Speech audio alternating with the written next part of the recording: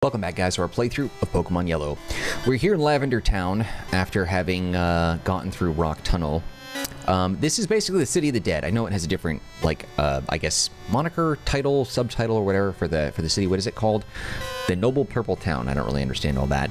But this is just kind of like a stopping point. We're popping out of Rock Tunnel and we're here, but I don't want to do anything in this town yet.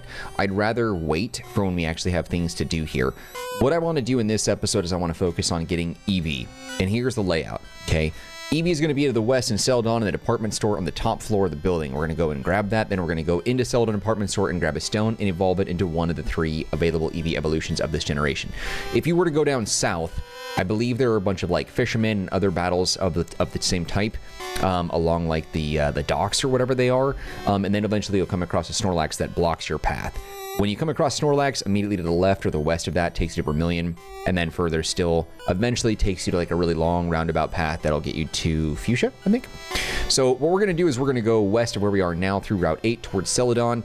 What we have to do is go through Route 8, and I believe there is like an underground tunnel.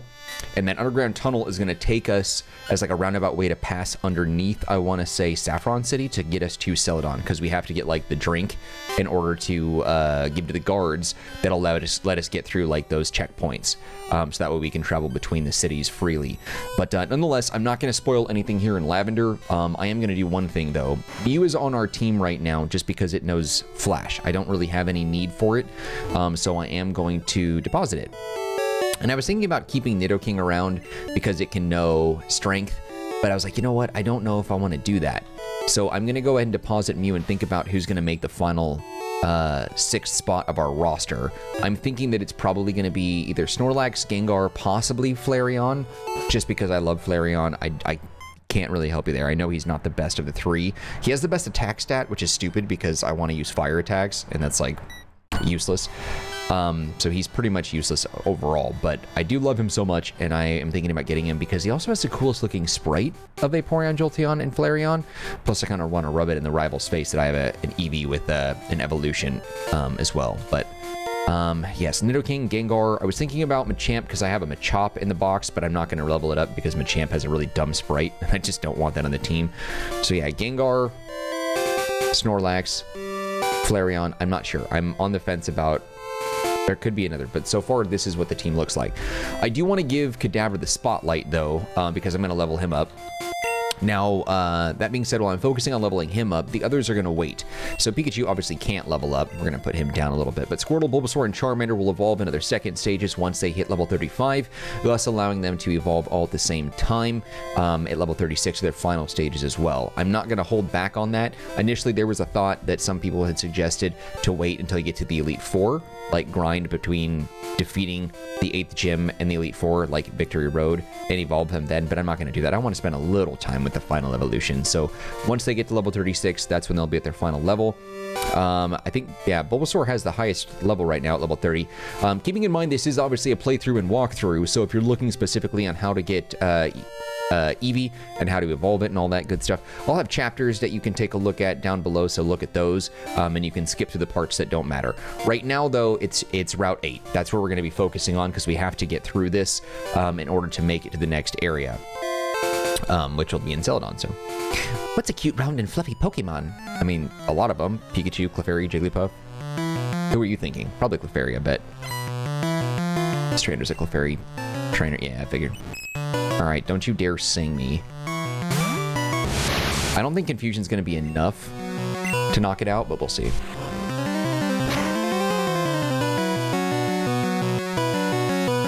Very good.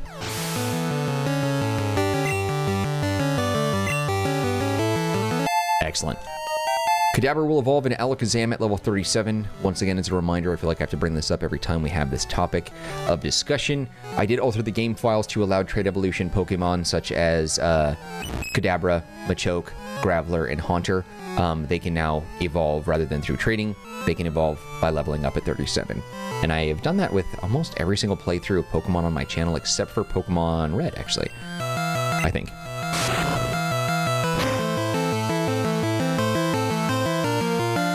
Oh, you son of a... I can't believe it survived and then hit me with a Sing. Dang it. Was it... Lavender doesn't... Lavender doesn't have a Pokemart, does it? It only has a Pokemon Center. Let's see, Super Potion Paralyzed. I didn't have any awakenings, so something I can do here with that. Oh, I do have one. I didn't, I forgot that I had that. And double slap me as much as you want.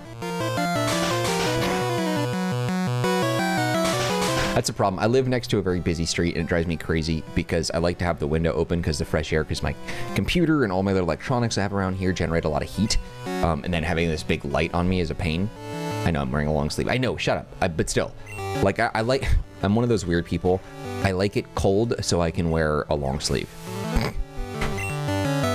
Okay, it's a neurological disorder, all right? Anyway, but I live next to a busy street, and there's a lot of people that race their hot rods out there, and so sometimes you can probably catch the sounds, and it drives me nuts. I hate it. There's nothing douchier than a loud frickin' sports car driven by like some like late teen, early 20s. Ugh, I just can't stand it. I'm a rambling, gambling dude. I don't know why I default to that voice. I wasn't even thinking he'd have that accent. Like, I'm sorry, but there's no one in the world that thinks you're cool by having a loud, fast car. I'm sorry. And to any of you guys that are watching this, if you're thinking, yeah, I'm gonna get the loudest, like, you know, altered mufflers so it just makes so much noise and all that, don't do that. Don't be a douchebag. Nobody on the planet thinks you're cool. Not one person, except for other douchebags. So I'm just trying to help you out. It's just a little bit of life advice for you. Take it or leave it. I suggest you take it. Otherwise, everyone is gonna make fun of the size of your genitals, like that guy. You can hear him. That bitch. Okay.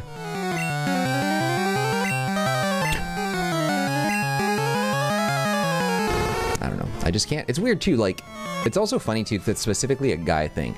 Have you ever seen, I don't think it's, I mean, I'm not trying to be sexist. It's fine if you want to be that way, I guess. But I have never seen a woman ever say to herself, you know what, I'm going to get a super duper, the loudest car on the road that I could possibly get. Like, I don't know. And I've also never met a woman or any man for that matter that actually thinks loud cars are cool. Like, if you're going to a drag race, maybe that's one thing. Or like a monster truck rally, which no thanks, but still. You need strategy to win this. Yeah, we'll see about that. You know what I mean? Like, you're driving on the freeway. This is actually kind of sort of related. I know this is a little bit, it's unrelated to Pokemon, but it happened to me today actually. So I was driving home, and some guy like cut me off, and I'm like, I live in California, so like if you live in California, especially in Southern California, like it's, I mean, that's living here, it's par for the course. You just have to deal with it. That's how people are. And if you drive a BMW, like, you are obviously like a total ass. Like, you're just totally, like, there's just no avoiding it, right? If you drive a BMW, you're in a hole, like, you're an a-hole, I'm sorry. But, and this guy, like, he has a beat up, like, garbage BMW. It's just, like, it's total crap. It's totally crap. And, like, the front bumper's, like, falling off. And the guy pulls up next to me, and he's got, like, tattoos and, you know, whatever. And he just has that look. Tattoos, thinks he's a hard ass, bumpers dangling off to the side. I don't know. Like, the front of his car kind of looked like, imagine if you had a mustache and you shaved half of it. That's what his car looked like. It was just like, the bumper was just like, hanging off. It was really dumb. But he was like revving his car, and it was like super loud. Hey, there's another useful ability. And I was just thinking, man, what do you expect to get out of that? Your car is falling apart, but you're trying to show off. Like, what are you trying to do here? Like, do you think there's girls around and like they're just gonna, you know, drop their panties for you and throw their bras at you? Like, I don't know, maybe he likes men, that's fine, whatever. Do you think guys are just gonna all of a sudden get like, I don't know, fully erect at the sound of your car? Like, come on. Like, why do that? Like, why? I don't know, whatever. I don't want to be too grotesque in the subject matter of our conversation here, but I was just thinking, like, you know, here I am, just a dude who likes to play Pokemon, and you're revving your car at me that's literally falling apart as if you're trying to show off. Like, I don't know.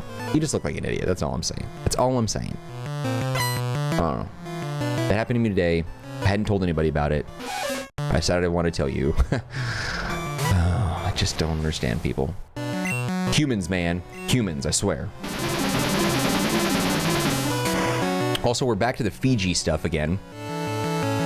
The market near me got their stock of Fiji water again. I'm telling you, I will never ever drink smart water again if I can help it. Which sucks because the only, like, a lot of times you're forced to drink it at sporting events because, like, that's like an exclusive partner of like every national sport. So if you go to any sporting events, or maybe even mine, I don't know, any sporting event, any even local baseball, like for like kids baseball and soccer and stuff like that, you go to the concessions, it's always like what, nachos, like microwavable pizza pockets and smart water. But like that's how they get you. That's how they get you, because the smart water has like a bunch of ingredients in it, like essentially salt, electrolytes, you mean salt, like just to make you super duper thirsty and make you want to drink more. And I just can't stand that. When I'm parched, I want to drink something that makes me feel refreshed and replenished. I want to quench that thirst. I don't want to exacerbate my thirst. Smart water, more like dumb water. Yeah. Take that. Fiji, if you want to hire me for a commercial, I'll totally smack talk other water companies if you want. Natural spring water, the Earth's finest water. Brought to you by Marcanine. Use code MARK for 10% off. G Fuel? Nah, that. Go ahead and give yourself some Fiji water. You don't need no G Fuel. One or two things are going to happen in my future now that I say that. I am either going to become a nobody and my channel will die before I ever hit my goals and nobody's going to want to sponsor or partner me. Or maybe we get lucky and G Fuel offers me like a brand deal or a partner or whatever. And I'm just thinking, like, what do I say when that happens? Because I feel like just as BMW like drivers cutting you off in Southern California is par for the course, being a YouTuber means you have a G Fuel partnership and you have some 4-digit code to give 10% off.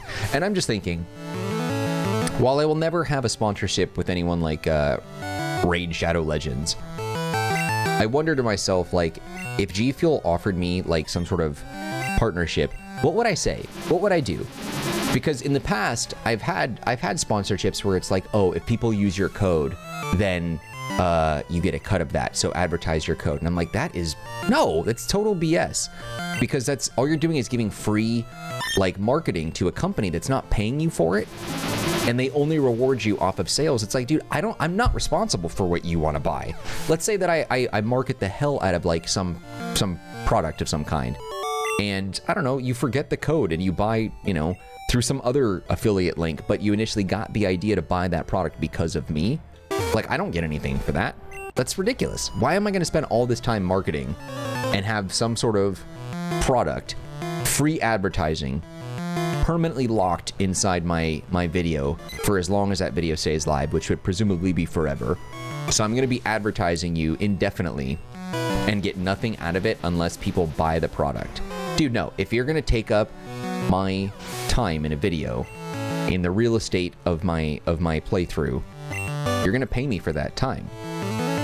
I don't like it when it's like, oh yeah, if people sign up and buy the product and use your code and you get credit. No, F that. No, I'm not going to give you free advertising. Screw that. You pay me up front, I'll promote it. And G Fuel, I don't know how they do their thing. I'm sure with people that are like, I don't know, Dr. Disrespect or anybody else that's like, a million subs higher or whatever, they probably pay like a ton of money just to advertise it. But like, dude, everybody has a 10% discount code on G Fuel. Like, why would you want one for me? Because like, I doubt there's a single person watching my videos that is specifically a Marcanine fan, which is also weird, by the way. To suggest that anyone is a fan is very odd. It's weird to think that I have fans.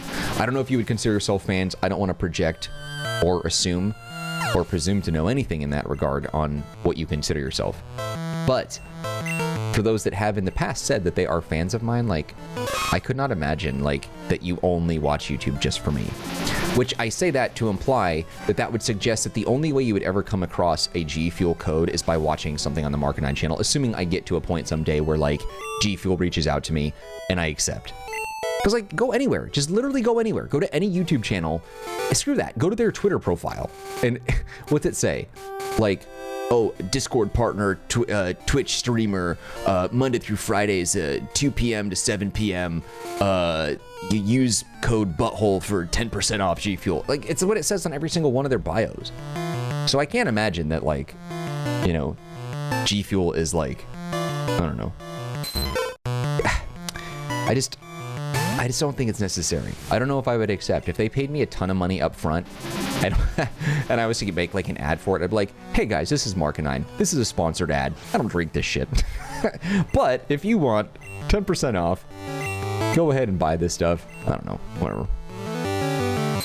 It's just one of those things that I'm just thinking out loud, that I've just noticed that any and every YouTuber I've ever seen is partnered with G Fuel. They have some sort of unique G Fuel logo shaker or some, you know, thing. And that's fine. Like, don't get me wrong. I'm not jealous, even though it sounds like it. It totally sounds like I'm jealous. It would be cool to have my logo on a cup. But like, dude, I could go on like, I don't know, Fiverr or Etsy or someplace and get like some sort of like cheap plastic GNC shaker or whatever and get my Marcanine logo like smacked on it. I don't know. I guess what I'm trying to say is like, if everyone is partnered with G Fuel, like, how special could it be? You look good at Pokemon, but how's your chem, nerd? I don't know. I can't. Is it a sign that you've made it if G Fuel offers you a partnership? And am I advertising G Fuel right now by bringing it up? These are one of those philosophical things that I think about while I'm battling and kicking the crap out of other Pokemon. I just wonder, as the channel starts to progress forward, I start to think about, like, what's the future of this channel going to become?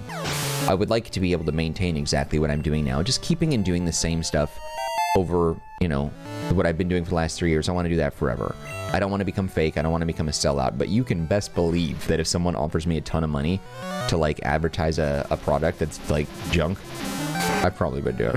I don't know. There's a certain level of integrity, I think, and pride that maybe keeps me from wanting to do stupid things like Raid Shadow Legends or G Fuel, because I know Raid Shadow Legends is like, if I said, hey, sign up and use the code Marcanine for, use the link below for blah, blah, blah, whatever, to get credit for that, I would only get paid by the signups, because I know some people that have done that.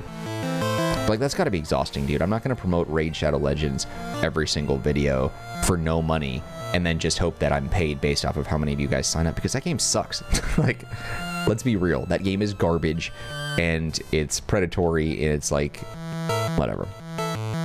Not worth your time. So I don't think I would promote that. But, I don't know. I can't imagine G Fuel pays so much to make it worth it. It's just, maybe it's just a cool thing to be like, hey, like, some drink company is sponsoring me. But like, how many competitive, like, gaming energy drink companies are there? I think Dr. Disrespect has like some sort of Mountain Dew adjacent partnership or something like that, you know, which is fine. What does this say? Underground Pass, Celadon City, Lavender. Yep, let's go to Celadon. I think we beat everybody here. But like, so he has a thing with like Mountain Dew, but I think he also has a G Fuel thing. I don't know if if now it's one or the other or both. Maybe there's a conflict. I don't know.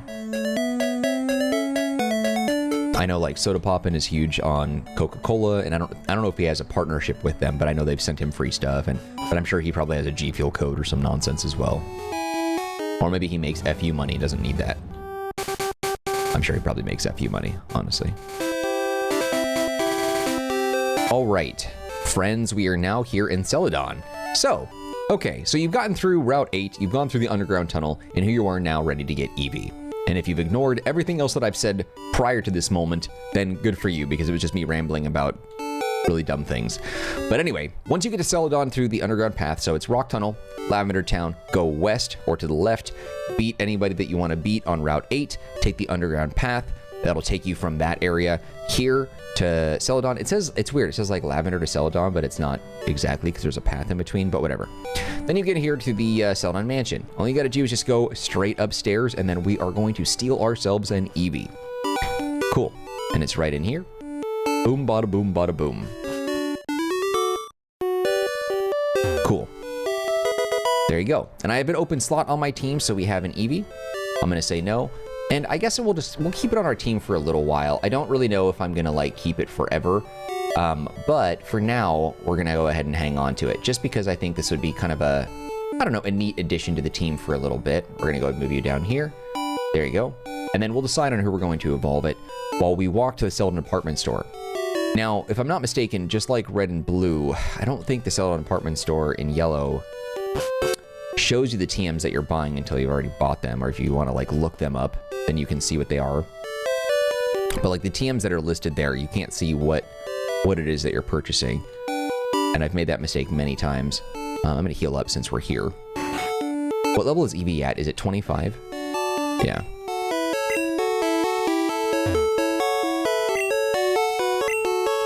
Flareon looks really cool in this game. Jolteon is probably the best of the three. Stat-wise, though, Flareon has an amazing attack. But, as I mentioned before, Flareon, like, why would you want to have attacks with Flareon? Like, you want the elemental advantage, so that sucks. I did read, you know what, hold on. How to make Flareon not suck. Let's look this up. We got ourselves an Eevee. Let's see here. Okay, here I think is the, okay. So I guess, according to Bulbapedia, this is what you need to know. I guess it's only as good as Fire Red to Leaf Green. I read this a long time ago. This is from 2010, but I never forgot this, except for the fact that I had to look it up. I just remembered that I remembered it. So listen to this. In Fire Red and Leaf Green, which is obviously a couple generations from now, teach Eevee Mimic. Pal Park it to Heart Gold and Soul Silver. Get a Charizard with Rage and Flare Blitz. Get a Ditto. Get into a double battle with an NPC versus Seeker may be required. Send out Eevee and Ditto. Have Ditto use Transform. Have Eevee use Mimic on Ditto to learn Transform. Switch out Ditto with Charizard. Use Eevee's new Transform move on Charizard. Have Eevee use Rage, finish battle. Eevee keeps all of Charizard's moves, evolve into Flareon. There. Flareon is now somewhat useful. Which I'm actually going to save this. Because when we get to our Leaf Green playthrough someday, this is going to be very useful. Let's see. I think that's a very, very important thing to hang on to. Oh, come on.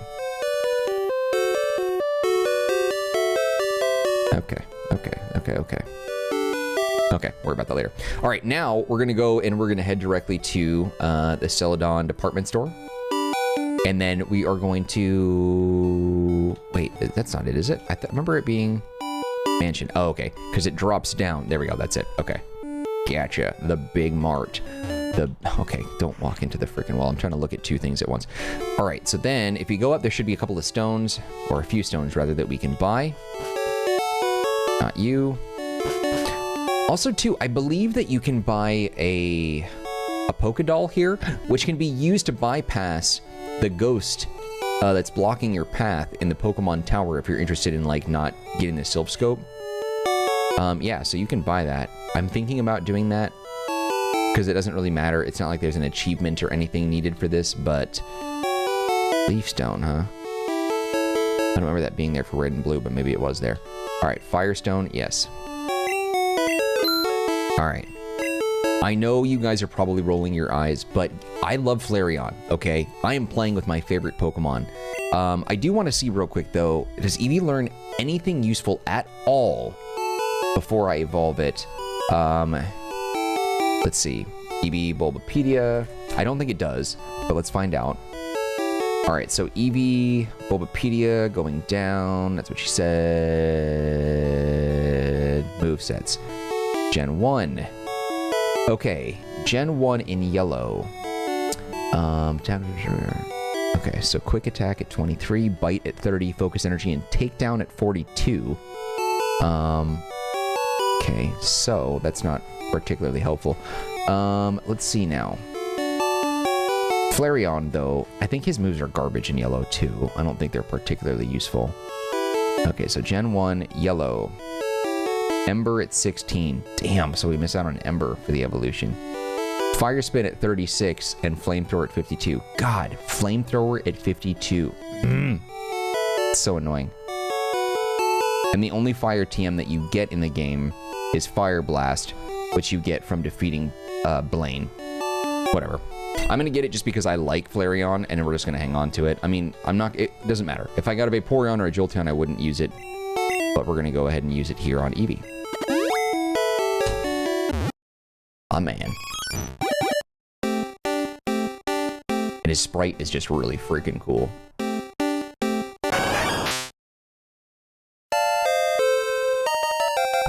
love that. That's such a radical looking design. It's so freaking cool. I love it. I love it. I love it. Okay, so what other TMs do I have? Is there anything I could teach him just to kind of make him a little bit more useful? I might teach, could you imagine teaching Flareon strength? I might do that. Which seems insane, and I don't blame you for thinking that. But think about it, like, doesn't it make sense? His attack is so good that it would make sense to teach him something that actually hits. Because his fire attacks are trash, and I already have a fire Pokemon anyway, so I might as well use Flareon that way. I don't know. I know. I've got 2 fire-type Pokemon. I know. Trust me, I keep emphasizing how much I'm aware that this is probably very frustrating for you to see, only in that I got a lot of feedback when I evolved Flareon. People were very, very mad at me. And I understand. I totally understand. But we'll have to get strength later. Okay, so the first thing we're going to do... Deposit, Paralyzed Rare Candy, Ether, Scapegoat, Great Ball, Max Ether. We don't need you.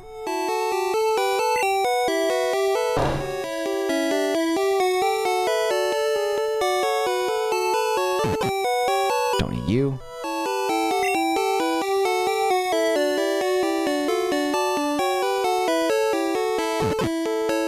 Don't need you. Okay, cool. And that, my friends, is it. We got ourselves Eevee. I decided to evolve it into a Flareon, and I had a lot of things to say in this episode. I vented a little bit. You guys are like my therapists, so I hope you don't mind. Nonetheless, though, that's how you get Eevee. That's how you get Flareon.